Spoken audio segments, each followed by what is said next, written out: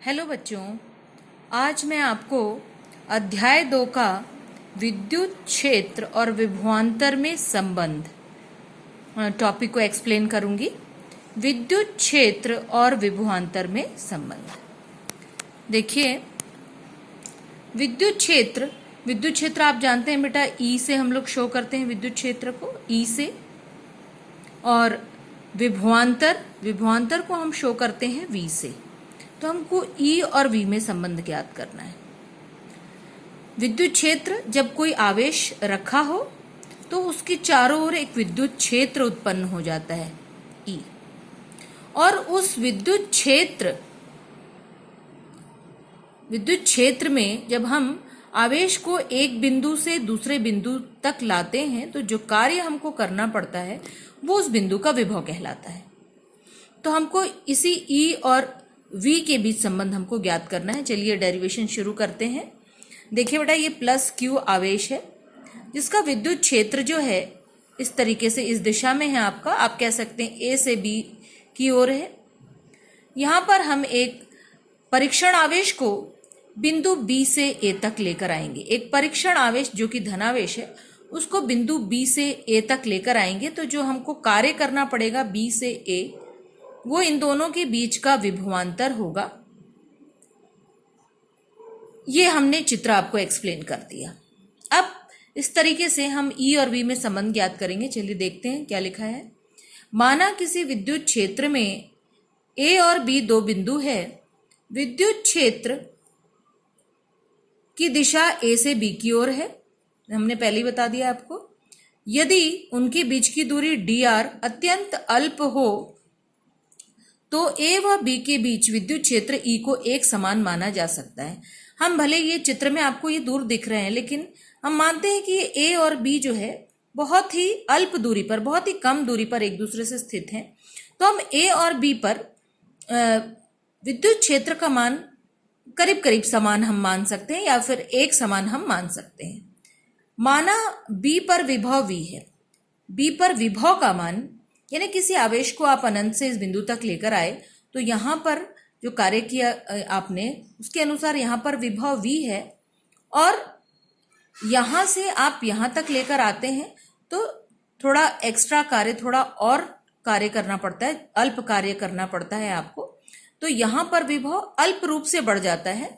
तो यहाँ पर विभव आपका v प्लस डेल वी है। देखो मैंने क्या लिखा है, माना b पर विभव v है, तब बिंदु A पर विभव v प्लस dv होगा। एकांक धनावेश को विद्युत क्षेत्र E के विरुद्ध B से A तक लाने में किया गया कार्य। अब एकांक धनावेश को B से A तक लाने में किया गया कार्य बराबर बल गुणित विस्थापन, कार्य dw होगा। और बल आप विद्युत क्षेत्र के विरुद्ध कर रहे हैं, बल लगा रहे हैं, तो इसलिए यहाँ पर विद्युत क्षेत्र E लिखेंगे हम। बल की जगह F ना लिख के हम एक्चुअली जितना विद्युत क्षेत्र है उतना ही हम बल लगा रहे हैं, इसलिए हम यहाँ पर E लिखते हैं। विस्थापन आपका dr है, और ऋण चिन्ह जो दर्शा रहा है कि आपके विद्युत क्षेत्र की दिशा और जो विस्थापन आवेश को यहाँ से यहाँ लेकर आ रहे हैं उसकी दिशा विपरीत है, इसलिए माइनस चिन्ह को दर्शा रहे हैं, यहाँ पर दर्शा रहे हैं उसको। विभवांतर की परिभाषा से, विभवांतर की परिभाषा क्या होती है? विभवांतर की परिभाषा होती है किसी आवेश को किसी विद्युत क्षेत्र में एक बिंदु से दूसरे बिंदु तक ले जाने में जो किया गया कार्य होता है वो उन दोनों बिंदुओं के बीच का विभवांतर होता है। तो कार्य का एक और आपको सूत्र मिल जाएगा, dw बराबर एक बिंदु से दूसरे बिंदु के विभवांतर के बराबर। तो ए बिंदु पर विभव जो है, विभव को va से दर्शा रहे हैं, बी बिंदु पर जो विभव है उसको vb से दर्शा रहे हैं, तो va माइनस vb। क्यों? क्योंकि a पर विभव जो है, चूंकि आवेश की ज्यादा करीब है तो a पर विभव अधिक होगा और यहाँ पर क्या होगा, कम होगा, इसलिए हम अधिक में से कम को माइनस कर रहे हैं, va माइनस vb। va का मान v प्लस dv है और vb का vb का मान v है, हमने मान रख दिया यहाँ पर। और इस प्रकार से आप इसको ब्रैकेट ओपन करेंगे तो v minus v plus dv, तो ये दोनों कैंसिल हो जाएगा, आपको dw बराबर मिलेगा dv। अब हमको dw कार्य हमने ऑलरेडी ये सूत्र में निकाला है पहले, यानी एक्चुअली कार्य को हम दो तरीके से निकाल रहे हैं। एक तो बल गुणित विस्थापन के आधार पर और दूसरा हम विभवांतर के आधार पर हमने कार्य के 2 सूत्र निकाले हैं। और यहाँ पर अब हमको इसके जरिए हमने dw का मान dv हो गया है। अब हमारे पास पहले से dw का मान e माइनस dr है, तो यहाँ पर dw का माइनस वैल्यू रख दीजिए, माइनस e इंटू dr। अगले स्टेप में आप e को यहाँ पर छोड़ दीजिए और ये आपका जो है dv upon dr minus dv upon dr। हमको E और V में संबंध प्राप्त हो गया। देखिए ये विद्युत क्षेत्र E और ये हो गया आपका विभवांतर V, ये हमको संबंध ज्ञात हो गया बेटा। और ये हम यहाँ पे एक बात हमने लिखी कि ऋण चिन्ह दर्शाता है कि विस्थापन और विद्युत क्षेत्र एक दूसरे के विपरीत है। इसको हमने पहले डिस्कस कर लिया है। अब इसको हम परिभाषित कैसे करते हैं, जो हमको परिणाम मिला है, आवेश के कारण किसी बिंदु पर विद्युत क्षेत्र का परिमाण, किसी आवेश के कारण किसी बिंदु पर विद्युत क्षेत्र का परिमाण उस बिंदु पर दूरी के साथ विभव परिवर्तन की दर के ऋणात्मक मान के बराबर होता है।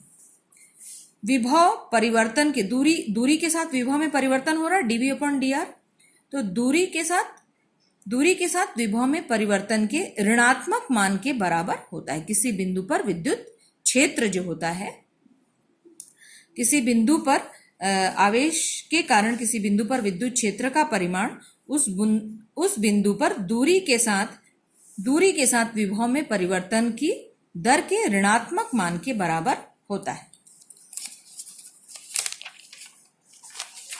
इसमें एक बहुत इंपॉर्टेंट टॉपिक निकल कर आता है, विभव प्रवणता, पोटेंशियल ग्रेडियंट।